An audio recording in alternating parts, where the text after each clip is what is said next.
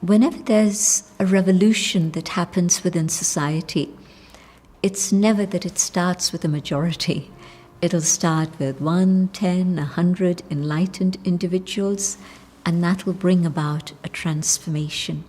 And then at some point of time, the minority view reaches a critical mass and it becomes a view that's now recognized by the majority. That's how the slave trade was abolished. That's how smoking in public places has finished in many countries. So we've had indicators of this.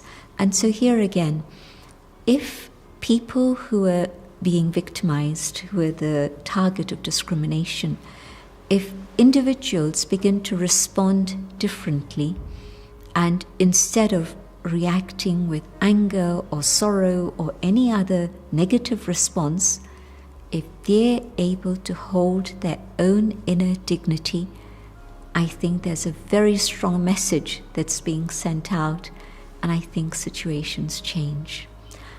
It was like Mandela. He didn't tell the people in South Africa to react with anger. He told people to react with forgiveness.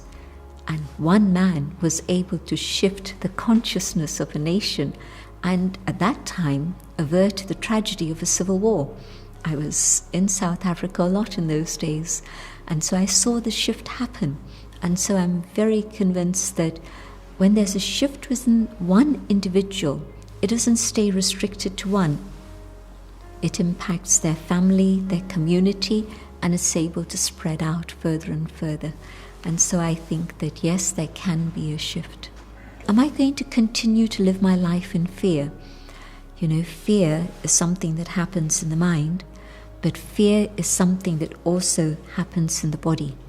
When my body is reacting to the fear that I'm feeling in my mind, it's a very, very unhealthy situation.